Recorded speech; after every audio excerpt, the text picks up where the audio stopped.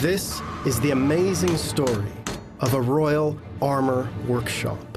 The tale of how Henry VIII set great craftsmen the task of transforming him into a dazzling mythic hero, of how his daughter Elizabeth used their remarkable talents to help create a chivalric cult with herself at its head. If she'd been a man, this is what Elizabeth would have looked like. It's the story of a king, a queen, a culture, and the precise manipulation of one image. An image we all think we know very well. One of the most powerful images in history, the image of the knight.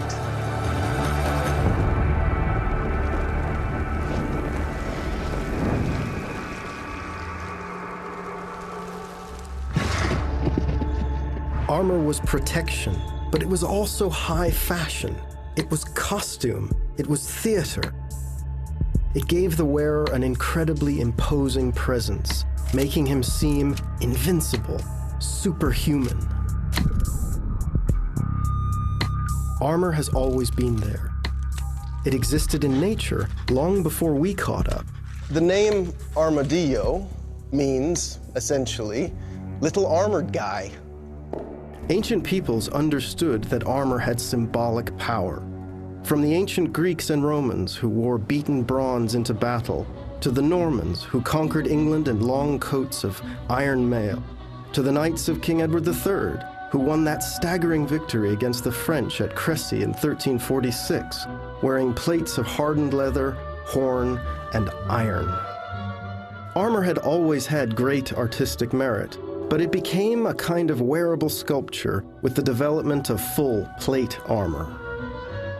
Full armor appeared in the late 14th century, when it first became possible to smelt big enough pieces of iron and steel to make backplates, breastplates, and all the other 20 or so parts that make up the complete harness, as it was called. Full plate armor was an awesome sight.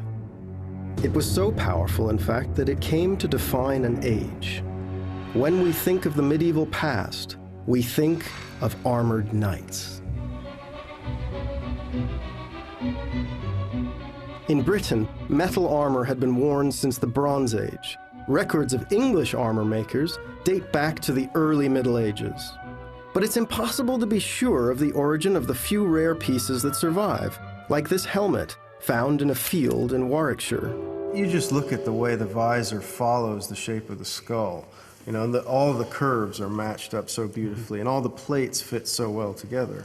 Yeah, it's obviously had a long and somewhat rough life, but it's a high-quality piece. This could well have seen action in the Wars of the Roses. It's found in the Midlands. It dates from the second half of the 15th century. We just don't know the origin of this. So little English armour survives from before 1500. If it is English, it's evidence of very high level of skill and artistry. The plasticity of the form technically is extremely hard to do. That's a shape that would be quite familiar to a modern-day Olympic cyclist, for example. But the evidence just isn't there. We just have to say it's possibly English because of its history, but we don't know.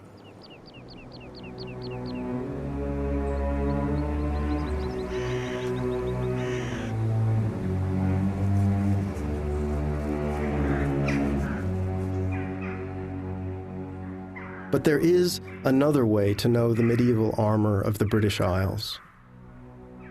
It's found in old churches all over England, Wales, and Scotland. Here you find complete English armors, beautifully carved in alabaster. This is the effigy of Richard de Vere, 11th Earl of Oxford, a great English knight and one of the commanders at Agincourt. He carries the De Vere star on his breastplate and the collar of SS at his neck, which identifies him as a supporter of the royal house of Lancaster. The figure records perfectly what plate armor looked like. Sabatons to protect the feet, the greaves or lower leg defenses, the cuisses or upper leg defenses, the breastplate, the vambraces protecting the arms, the gauntlets, and the tall, pointed helmet. What we're presented with is an incredibly accurate depiction of armor dating from the early 15th century. You know, you can take one of these effigies and build a working armor using it as a reference. I've done it, it works. This armor would work.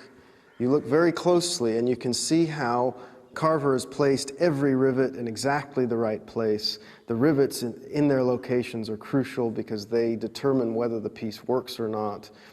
Here you've got the pivot point. The neck plate opens to allow the head to be inserted and then closes and locks around the neck. This is a realistic image of a real fighting knight. It's hard to avoid a sense that this is a figure that could just get right up and walk off. He could get up and attack the enemies of England or of Christendom. Effigies show us that very fine armor was being made in England long before the 16th century. But despite that, one man decided to make a conscious break with the English armor tradition and bring a new Renaissance style to the British Isles. That man was one of the greatest jousters, the greatest swordsmen, the greatest knights of his time, King Henry VIII. From an early age, Henry was obsessed with knighthood, but his father, the anxious King Henry VII, wouldn't let him joust or fight anyone, even just for fun. When he's a little boy of just 3, he's put on his pony and he rides it without anyone leading him. Yes. He knows that he has to be, in a sense, the emblem of the virility and the continuation of his family. So his sense of his own destiny, and I imagine his sense of his own self-dramatization, must have been very intense in these years. We know he's very sporty, we know he's very strong, he's physically very robust, he's very handsome. People call him the handsomest prince in Christendom. And he really is, you know, a prince in waiting. He's wanting to spread his wings. They won't let him joust. They'll only let him run at the quintain. And that's so frustrating for a young man. All of his heroes, all of his friends, everyone at the court is jousting within an inch of their lives. And Henry is kept back by these very, very dominant guardians. Then, in 1509, Henry's father died. From the moment he came to the throne, King Henry VIII could do as he liked. And what he liked was jousting. The joust was about hitting your opponent as hard and as accurately as possible with a steel-tipped wooden lance. It's a game that demonstrates strength in body, but also in mind. I've been jousting for 20 years. Here, the armor is definitely not for show. In fact, mine has saved my life on more than one occasion.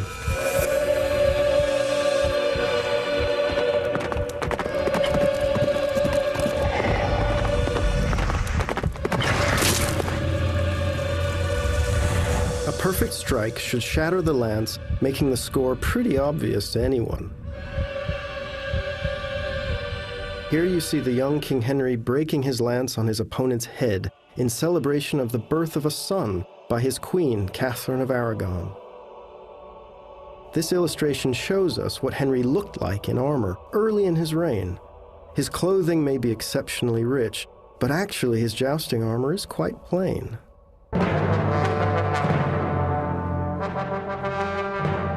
One of the most famous rulers at that time was Maximilian, Holy Roman Emperor and overlord of the German lands.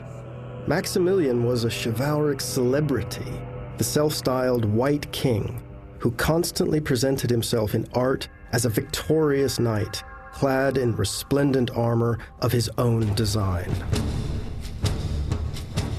Henry idolized him. He allied himself with Maximilian on the battlefield, studied how he had created a heroic public image, and in every way just wanted to be like him.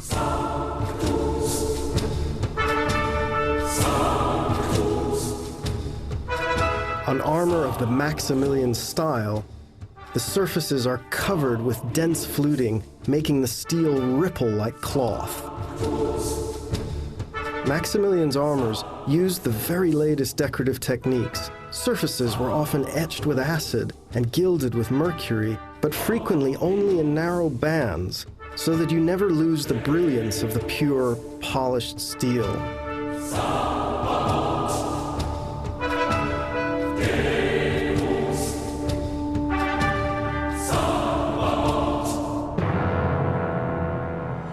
And just 3 years into his reign, Henry received a spectacular gift armor from Maximilian. This strange helmet is the only piece of that gift armor known to survive. It may look bizarre, and perhaps even frivolous to modern eyes, but it's actually a mark of Maximilian's absolute respect for Henry. This really is a caricature of a portrait of Maximilian. It has exactly his hooked nose. He hasn't shaved properly. His chin's covered with stubble. And the quality of etching is absolutely fantastic. If you have a look at the little dragons that are on these hinge brackets, they're absolutely wonderful. Yeah, really lively. The helmet reflects the Renaissance obsession with verisimilitude, to recreate the very image of a living human being in cold, hard metal. The smoothness of the surfaces disguises the thousands of hammer blows required to form the features. Could there ever have been a clearer demonstration of an armorer's power? The power to transform a delicate human body into an invulnerable automaton of tempered steel. When this armor arrived at Henry's court in 1514, you only need to look at fragments to try and imagine how impressive and moving that must have been for him. And he's got these aspirations to be a great Renaissance monarch, and then he's presented with the very best of what is going on the continent. There must have been a little part of him somewhere that felt a bit small at that point. Well, do you think that? Or do you think, hey, I've arrived. I'm really at the top table. You know, Yeah, I'm getting yeah. presents from the emperor. He's using his own caricature as an armour for me, which you'd think was an odd joke for one king to play on another. But it's a motif that absolutely runs centrally through the iconography of the tournament. People are making themselves out to look fools and then impressing with their prowess on the tournament field. At the same time as he received his gift, Henry bought 2 other armors from Maximilian's court workshop. But these great works of art have been lost. Except in the Wallace collection, there are 3 fascinating fragments, part of a lost armor made in Maximilian's court workshop at Innsbruck at exactly the right time, in exactly the right style.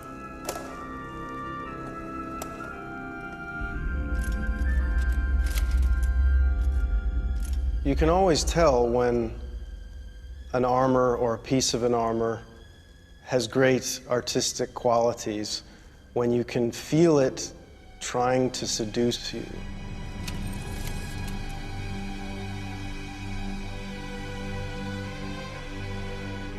You know, even though we're just dealing with a pair of legs and a helmet, that's not really much of an armor. Even so, just those 3 pieces sitting here, they're just vibrating with energy, and they're trying to tell you something.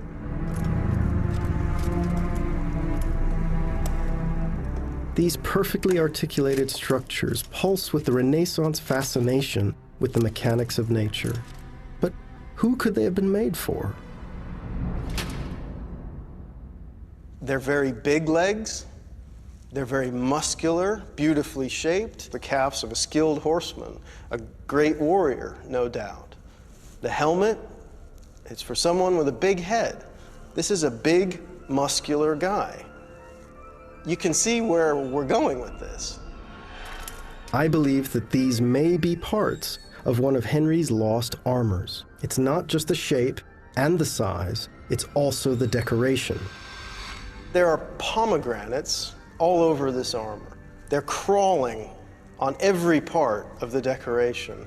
They're appearing and poking out of all of the scrolling foliage and twisting vines, covered in pomegranates. And we can't avoid the fact, of course, that the pomegranate was the personal device of Catherine of Aragon, Henry's queen. It's a device that Henry made a point of wearing at every possible opportunity early in his reign. Maybe these are parts of one of the armors he received in 1514. We can't prove it. We'll never be sure. But they could be. Maximilian's gift armor had lit a fire in Henry's heart. He had to have his own royal armor workshop. There he could create his own high-technology armors and take his rightful place alongside the most sophisticated rulers of Europe. He needed something highly engineered, beautifully shaped, and exquisitely decorated. Flemish armorers were famous throughout Europe, so Henry brought Flemings to England to establish his court workshop. Within a year, his first armor was complete, a celebration of his devotion to his queen. The statement this armour makes about dynastic marriages is so strong. Yeah. The heraldry, you know, the pomegranates, the portcullises, the sheaves of arrows, the roses. That's showing Henry as a continental monarch. He's marrying into the Spanish royal family. Yeah. He's at one with the rest of them. No English armor before had been so extensively decorated. Every inch of this magnificent equestrian armor was polished, engraved, and covered in a layer of brightest silver. And what's so interesting about it, this is engraved decoration. It's not the new modern etching and gilding. This is hand engraved, and it's decorated overall with this engraving. £200 Just for the decoration? Just for the decoration. That's a lot more in the armor. Oh yeah, totally. Yeah. £200 is an outrageous sum just to decorate an armor.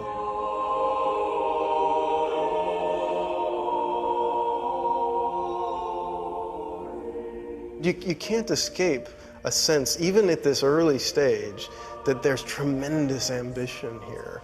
He doesn't just want to equal his continental colleagues, he sort of wants to surpass them. But at this point, he doesn't really know how to do it. Yeah, I'm he's not just sure, getting going. I'm not sure he's trying to surpass them at this stage. I think he just wants to be at the same table. But engraving was a bit primitive compared to Maximilian's revolutionary acid etching.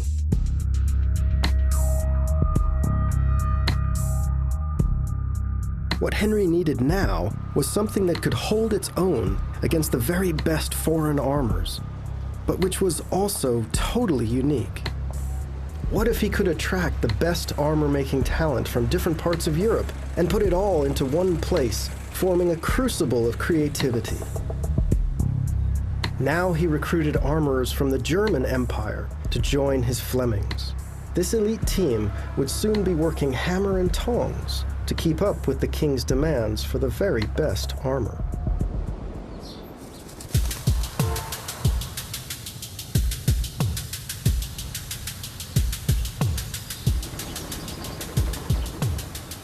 This is Greenwich. Today it lies in the shadow of London's Canary Wharf. But in the 16th century, it was the location of one of Henry's favorite royal palaces. And most importantly for us, this was where Henry chose to build his royal workshop. It's very, very different to what's down there now. None of these 18th century buildings would have been here in Henry's lifetime. All we would have seen moving down this walkway would be the great red brick structure of Henry's Palace of Placentia, quite literally his pleasure palace. So, that's where the royal workshops were. There's just a bunch of trees there now. And looking at the site now, we get a much better sense, actually, of the distance between the royal workshops and the palace itself. It's close enough for the king to just stroll over and meet with his armorers if he wished to, but at the same time, it's far enough away so that the king and the palace aren't disturbed by the incredible clamor and noise of the armorers at work. Not only the noise, but the smell of burning charcoal and fuming mercury. It would have been a noisy, nasty place. By 1515, Henry's armor workshop was throbbing with life, producing custom-made armors for the king himself.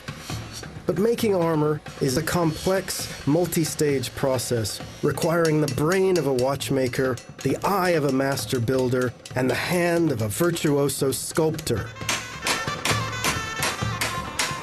A lot of the techniques that I'm using are hands, it's all hammering, it's all hand techniques, but there are some things, when it comes to sanding and polishing, where I use, grinders and buffers and things like that to get the work done. But you haven't got a workshop full of apprentices. No, I don't. So in a way, the power tools take the place of an army of little assistants. Exactly. Running around. Can you file this, or can you, I think that's excusable. Yeah. Given the circumstances, that's excusable.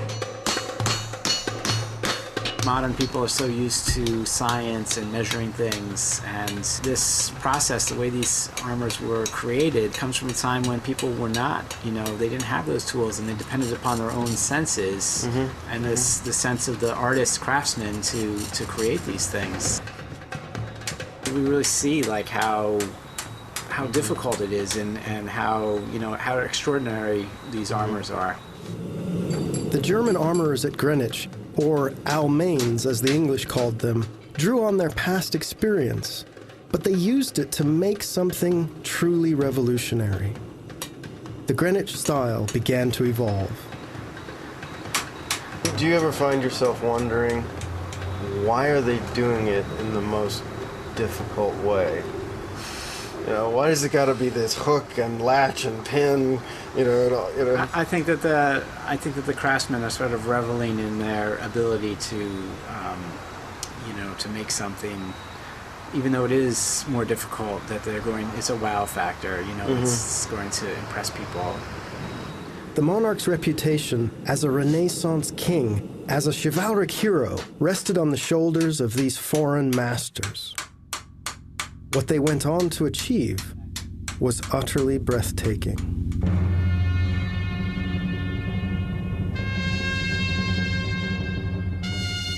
This is the earliest surviving armor made in the new and very distinctive Greenwich style.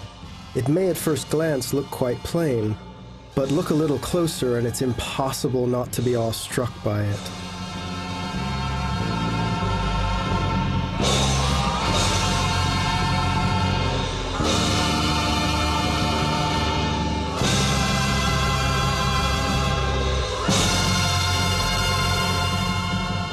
It's a tournament armor designed to provide the king with total body protection in friendly sporting combats.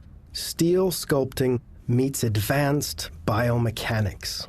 It's one of only about 3 armors surviving in the world that cover the entire body. Normally, on almost every armor that you will see, there are key gaps. The area around the groin, the backs of the legs, the insides of the arms, all of those areas are usually left open for practical purposes. But the Greenwich armors here have gone to extraordinary lengths to entirely encase the king's body in steel. One of the things I love most about armor is that when you stand next to something like this, you are standing next to the real historical person. A sense that you just don't get from portraits or other art forms. He's a big guy, he's muscular, he's powerful, he's fit. There's no sign yet of the corpulence that we associate with Henry VIII in the popular imagination.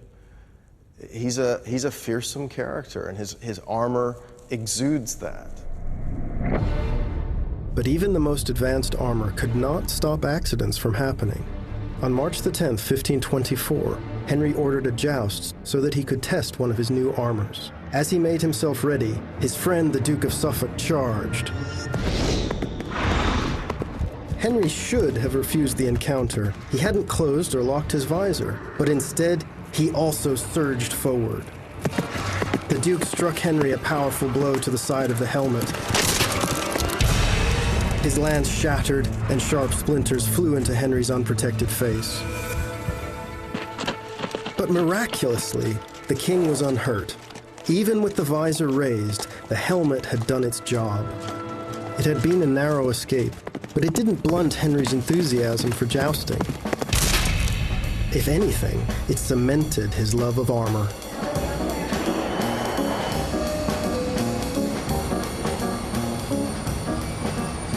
Here in New York City is the Greenwich armor most like the one that saved Henry's life, and it's truly magnificent.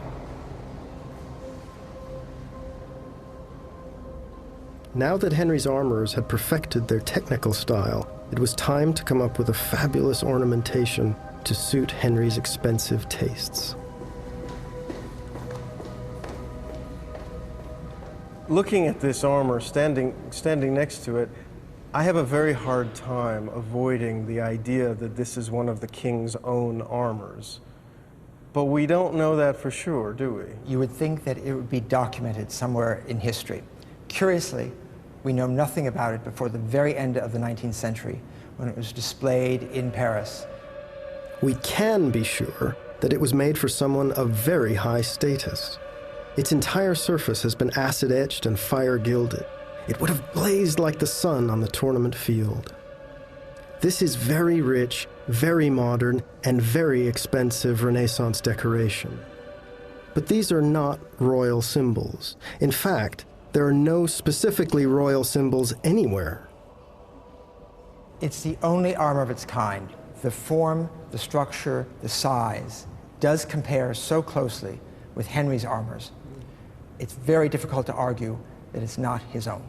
It seems strange to say it about armorers because it's their job, but they seem especially concerned with safety and security. The extreme constructional concerns that the armorers had with this armor was essentially protecting the man, making him invincible.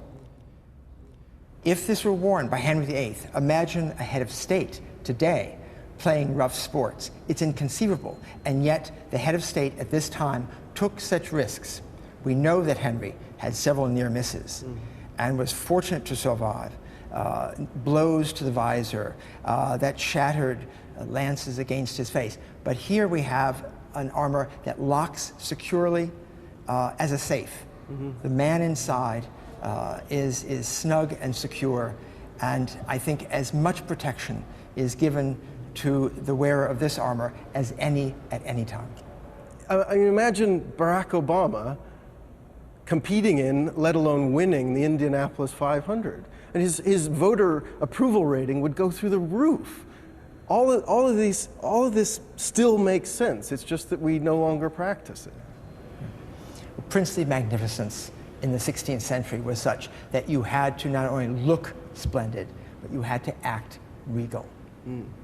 And certainly, if this were Henry's armor, his appearance in the lists of the day would have created an awe-inspiring presence. With this armor, the Greenwich workshops had demonstrated their mastery of the art. But perhaps more importantly, the armor points towards the future of the style. That future lay in the richness of the decoration. This is the first surviving Greenwich armor to be acid-etched. Acid etching had been developed specifically for the decoration of armor. The German inventor of the technique, Daniel Hopfer, also realized its potential for printmaking. It had a huge advantage over engraving, which in steel was very laborious. Anyone who could draw could also etch.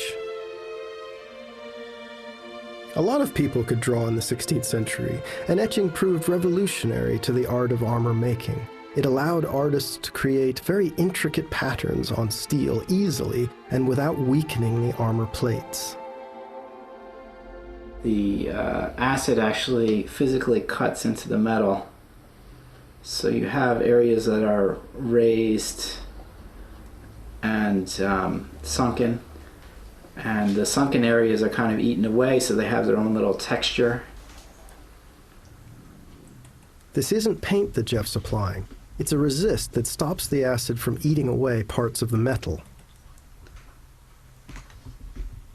It's really staggering, the complexity of these types of armors and the decoration, and how all of these little details come together to make them, just extraordinarily complex and have like an awe-inspiring effect. The steel plates were then washed carefully in acid. Once the acid had eaten into the metal, the piece was rubbed in a mild alkali to neutralize it.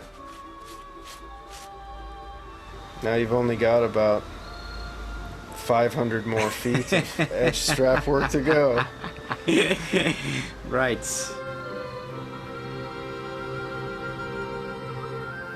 This perfect combination of intricate surface decoration and the deceptive simplicity of the armor's construction is what defines the Greenwich style. But etching designs into the armor was only one part of the process. That decoration had to be of an artistically high quality, and that required the skill of a great artist. The one man we associate more than any other with images of Henry is Hans Holbein the Younger, his court artist. If anyone was going to decorate the king's own person, it would have to be him. We know Holbein designed jewelry, weapons, and other metalwork for Henry, so it's not much of a leap to suggest that he was designing armor decoration as well. This beautiful and imposing artwork is the third of Henry's surviving Greenwich armors. It's dated 1540, so we know it was made at a time when Henry was getting old and his body was breaking down. But he was still commissioning great armor. This one bears very fine etched and gilt decoration in the form of bands and borders which I think were almost certainly designed by Holbein.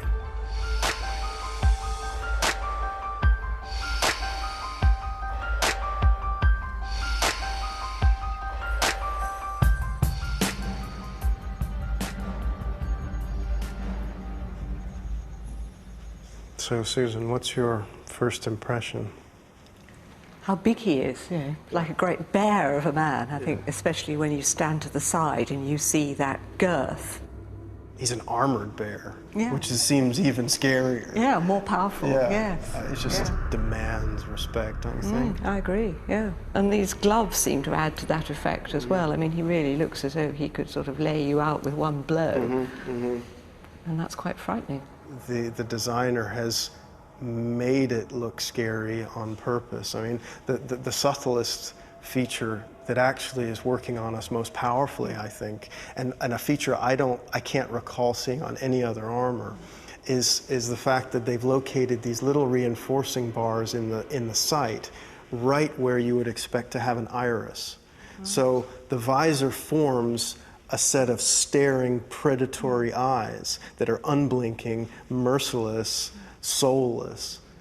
Well, that's very interesting when you think about how Holbein presented Henry, how he showed him absolutely frontally staring at you in very much the same way. And so I suppose the purpose may have been rather similar, to intimidate people, to frighten them. And we know that when visitors came to Whitehall Palace, where they saw a full-length version, a full-length figure of Henry, rather like this, that we're told that visitors were abashed and annihilated by seeing that full-length figure. Wow.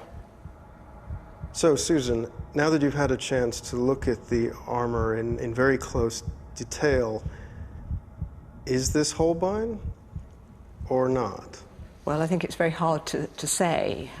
Parts of this decoration are certainly very similar indeed to the sort of decorative style of a lot of his metalwork. All of these details remind me of things that one can see in his decorative designs. I mean, if this is Holbein, isn't it a bit like Holbein acting as Henry's tattoo artist in a way? You know, he's not designing some other divorced object for the king.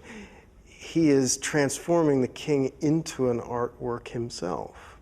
I mean, doesn't that strike potentially at the very heart of what it is to be a court artist? I think you're right. I think it does, and I think it's something that one could very well imagine that Holbein was involved in doing, and absolutely was part of his role as court artist.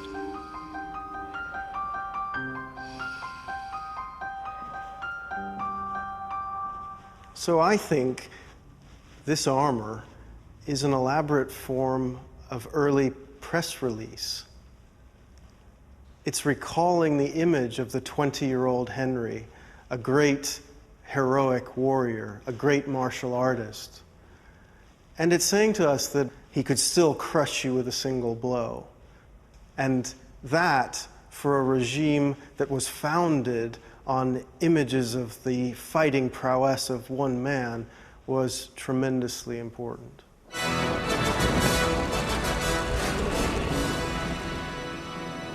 Since its foundation in 1515, the Greenwich Armour Workshop had established Henry's place amongst the foremost monarchs of Europe. Henry had brought together the best foreign technologies and talent and created some of the finest armors ever made in a new and uniquely English style. But everything was about to change. In 1559, Henry's daughter Elizabeth was crowned Queen of England. Elizabeth would exploit the Greenwich armorers in a totally new way. In the Elizabethan age, armor as a courtly tool would be wielded with much greater skill and cunning, though the monarch herself would never wear it. In all other things, Elizabeth was the equal of, or superior to, her famous father. But she could never be a knight. Queens did not wear armor. And that might seem like a problem for a royal workshop that made armor exclusively for the monarch, until you consider this. Under Henry, no one would have dared wear an armor richer than the king's. But under Elizabeth, that wasn't a problem anymore. There was no king to offend.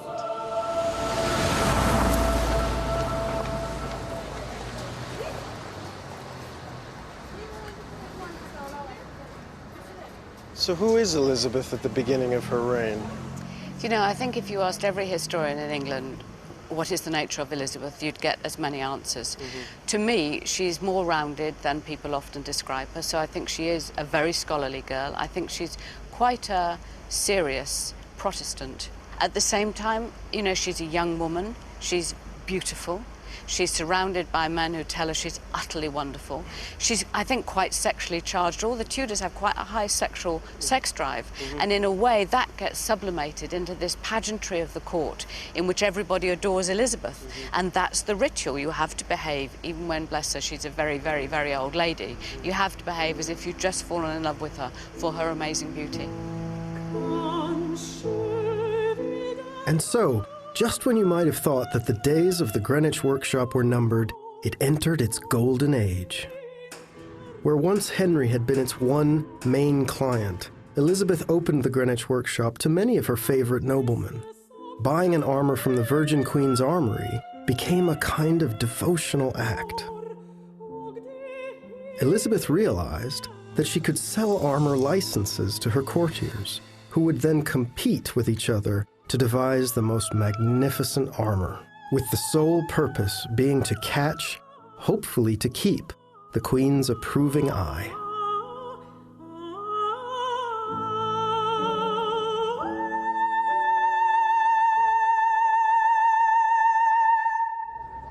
But we wouldn't know any of this if it wasn't for one extraordinary album of drawings at the Victoria and Albert Museum in London.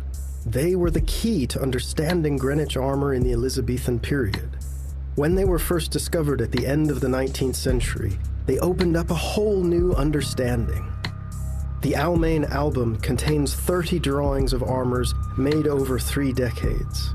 It is the work of Jakob Halder, a German or Almain armorer, first mentioned as a hammerman at Greenwich in 1553.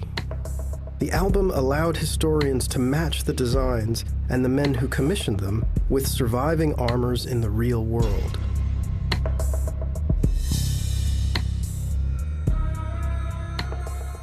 Today, we tend to separate art from violence, and this distinction didn't exist in the 16th century. It was perfectly possible, if you want to put it one way, to be maimed or killed with an object made with absolutely exquisite artistry and beauty. These armours are decorated with the same sources that inspired silverwork and tapestries and so forth, but it is always worth remembering that they were designed to save your life. They don't sit on a shelf in a treasury. They are working objects designed to protect somebody in the most frightening and traumatic situation. Yeah, the violence itself becomes a kind of artistic statement in a strange way. I mean, the fighting skills are called martial arts. It's the skill of killing someone in a beautiful way. That seems strange, but that's the Renaissance mentality. The things that modern people might find distasteful in the Renaissance go hand in hand with works of the most stunning beauty. That distinction is one of the things that has separated Armour from mainstream art history. And this is where this album is absolutely pivotal. Yeah, absolutely. The various poses you see in the album, the naming of the individuals for whom they were commissioned, it all lends itself to the seriousness with which the subject was treated during the 16th century when the Greenwich armories were in their heyday.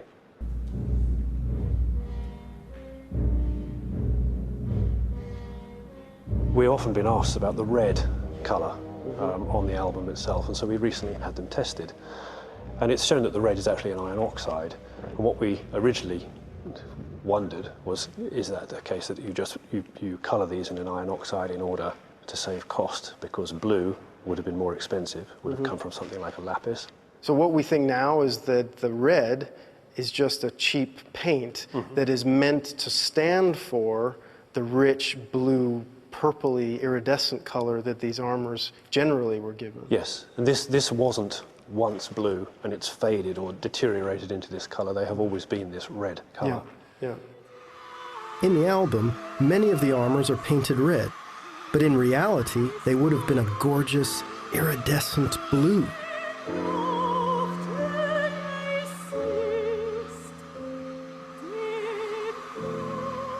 Bluing was an important but difficult technique in armor making, and even today it's very hard to achieve. It's all down to very precise temperature control. A modern blowtorch helps, but getting an even, vibrant blue is still a pretty tricky business. Like, this kind of thing doesn't happen fast. It's better for it to happen slow, and you can watch those colors appear. When I heated up these plates, you know, I was watching to see what was changing color first. And I was watching for that straw color first, and then I watch everything turn like this reddishy brown, and then the purple, like very reddy purple, and then getting into the purple blue. And that's where I want to stop it. Many of the most fashionable armors would have been an explosion of blue and gold.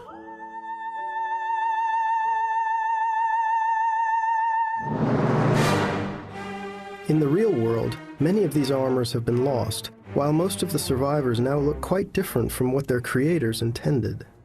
Many have lost their color, their gilding, and even essential parts. But in the album, they are seen as their creator meant them to be seen. The richness of the later Greenwich style is based around a flamboyant combination of color, surface decoration, and pure sculptural form. This is a period with no king to risk upstaging. What Elizabeth did was foster an element of competition among her courtiers. So they would be vying for the grandest armour to impress her at court pageantry and during tournaments.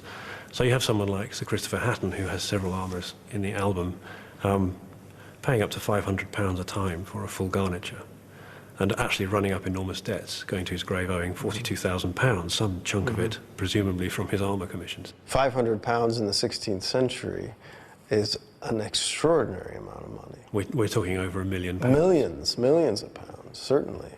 It's probably the second most expensive thing you would buy as a nobleman after commissioning a castle or a palace.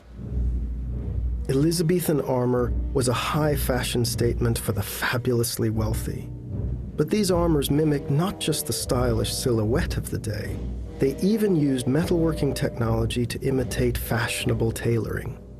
So if this was cloth, if this was textile clothing rather than metal clothing, there would be a number of different ways you could achieve these sort of visual effects. That's right, yeah. Well, there's a few areas, if this was fabric, that have been left unembellished. And then these crosses here would have been literally slashed or cut into the fabric, and that puffs of another fabric pulled out to contrast. And then those puffs themselves have been further decorated. They've done it amazingly well on here, that, you know, the minute I look at it, I can see the fabric effects that they are emulating here.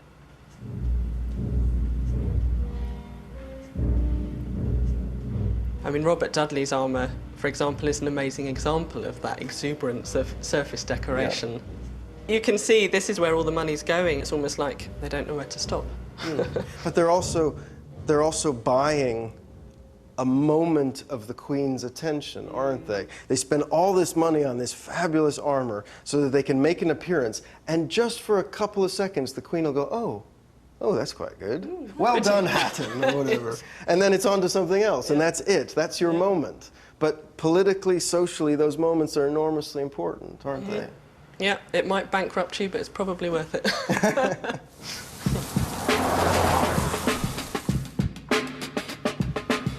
Normal, at ease. So imagine I'm an Elizabethan nobleman, eager to please the Queen. I've been awarded a royal license to have an armor made at Greenwich. I would have been received by Master Jacob, who would already know quite a lot about me. He'd know my noble rank and my position at court, and would also have a pretty good idea of how much money I had to spend. Halder offered 3 distinct levels of quality. The lowest level was plain and largely undecorated. This was obviously the least expensive and would typically be worn by lower-ranking noblemen. It was still a fine Greenwich armor with beautiful shapes and lines and all the precision fittings and fastenings that we have come to expect from Halder and his staff. The second level was one quite expensive step up. This, believe it or not, is a medium-grade Greenwich armor. You wouldn't necessarily believe it if you just looked at this armor in isolation. It's very rich looking, intentionally so. Halder's medium-level armors were usually decorated with etched and gilt strapwork bands. But we know that a number of armors were made for different people, but with exactly the same decoration. So although it looks really impressive, it's not unique. It's a generic pattern. There are other knights commanding other bodies of soldiers elsewhere in the country wearing armors that are virtually identical to this one.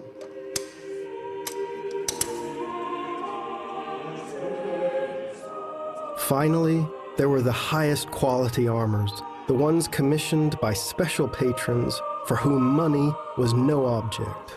Each of these was a totally unique expression of the identity and personality of the owner.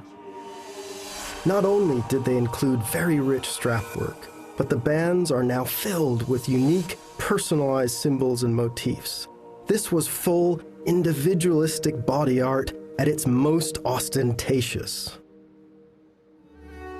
These armors tell us a lot, not just about the individual noble owners, but also about the impression that they wanted to make. You can see this in cases where the most ambitious patrons have more than one armor illustrated in the album. One such person was Sir Henry Lee. Lee was the Queen's champion for many years. He appeared on her behalf in tournaments and fought in her honor. Lee had at least 3 armors made at Greenwich for his own personal use. They are documented in the Almain album. This is the armor Lee would have worn on the tournament field at Whitehall in the annual jousts to celebrate Elizabeth's coronation. The Queen and all her court would have been there. If ever there was a time to look like a superhero, this was it. But Lee's third and last armor illustrated in the album is much plainer. Why would the level of decoration have dropped so drastically?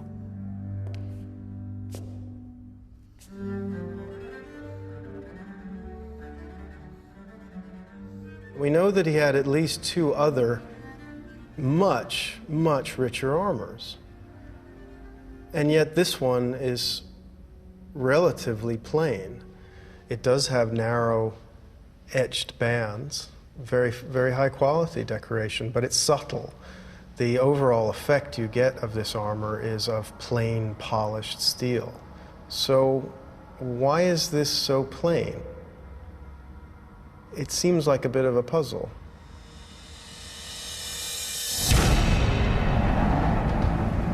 In 1588, England faced one of the greatest threats in its history, an all-out invasion by the forces of King Philip II of Spain, the Armada. To understand Lee's plain armor, I think you have to look at the role he now played. As one of the country's elite military commanders, Lee needed to be ready to receive the assault. The lack of decoration may just have come down to a lack of time. Or perhaps Lee felt that the opulence of his days as a champion jouster during peacetime was utterly inappropriate in a time of national crisis.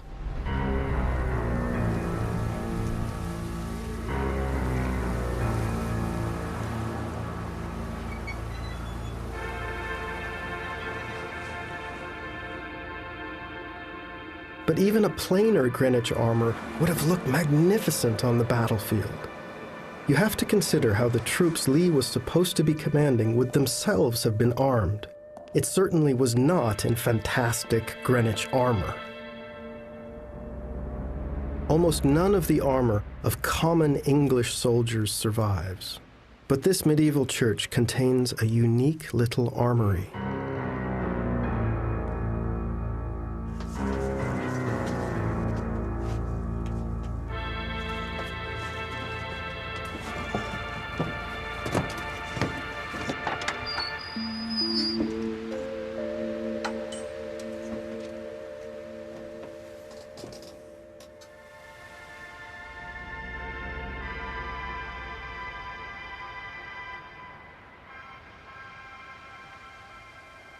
So these objects have been here since the 16th century. They're in the original inventories. But what are we actually seeing here? Well, we're seeing 4 complete sets of armour that were worn by ordinary men in Mendlesham. It's a very mixed up group of objects. Yes. Whatever the local people could get together to serve their military function. Yeah. I think we have to remember that this is really, if I can compare it, a sort of Dad's army. They were ordinary people trained for battle. One of the extraordinary things about the armor here at Mendlesham is that it's nothing special. But Lee's Greenwich armor was special, and it was already distinctive enough. It was one thing to parade like a peacock in front of the Queen, quite another to command the respect of battle-hardened soldiers. With the country on a war footing in the 1580s, the armor workshops began working even faster than ever. But did this time of war stop the production of these very rich Greenwich armors? Not even a little. For me, this is one of the finest armors in the world. Its gilded and blued surfaces must have made its wearer look like a god. It's monstrously extravagant, even by Greenwich standards, and although the bluing is now faded, I think the workmanship remains the finest ever seen on any armor, anywhere.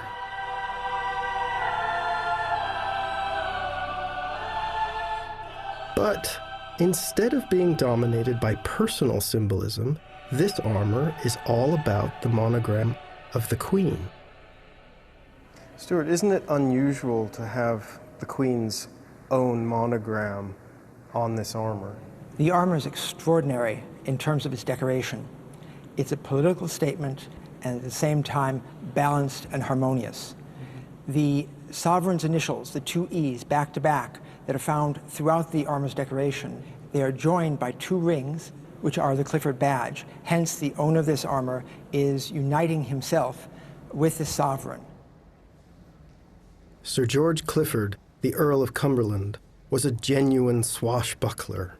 He savaged the Spanish fleet from the deck of his 38-gun warship, the Scourge of Malice. It's amazing Errol Flynn never made a film about him. There was a cult, of course, of the Virgin Queen, and here Clifford is presenting himself as a knight in her service, bearing her personal emblems, not only her initial, but also the Tudor rose and the fleur-de-lis, both heraldic emblems of the British Empire. It's so overt. You know, there's no Christian iconography on this armor. It almost seems like he's presenting himself in a kind of religious way, a devotional way, as Elizabeth's crusader, her foremost defender. There is no armor like this in the Greenwich workshops. Clifford had a political motive for this. We don't know what it was, but the fact that he became Queen's champion 5 years later may suggest that this was a very smart move on his part. In the absence of a king, the Queen's champion was Elizabeth's representative on the field of combat, the Queen in male form. And there's a feminine delicacy in this armor, but also a tremendous flamboyance. This is the real genius of Clifford. He had created an armor that the Queen could imagine herself wearing. If she'd been a man, this is what Elizabeth would have looked like. Her father, the old King Henry VIII, he would have loved this.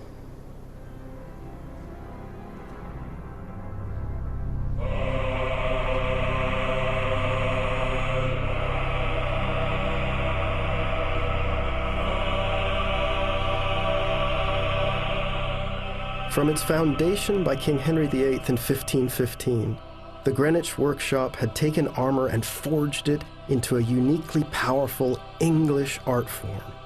Armor had helped turn Henry into a modern Renaissance monarch. It had placed Elizabeth at the heart of the cult of chivalry. It had led the kingdom's troops into battle. But now it was the end of the line for plate armor. Advances in military strategy and technology, especially firearms, meant that it had to be made ever thicker. To remain bulletproof, it had to be made so heavy that fighting men simply refused to wear it.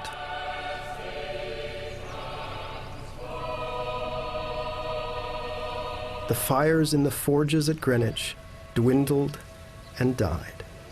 In the 16th century, this little park was an incredibly important place. This is where all of Henry VIII's armors were made.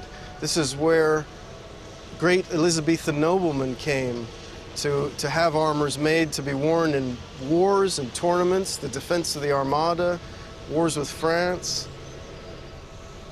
I don't see a blue plaque anywhere or anything. Maybe there should be one.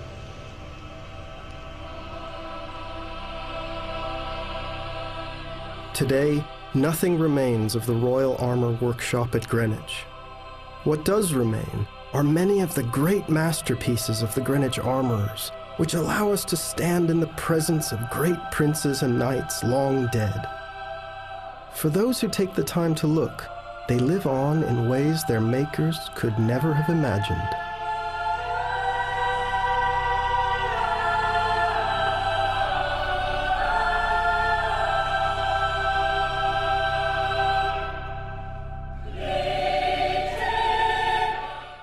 Still to come this evening here on BBC4, we've a classic interview from Michael Parkinson with a collection of his best moments with Peter Cook in just a few moments. And then at 22:11, getting tips from the master in Frost on interviews. Stay with us.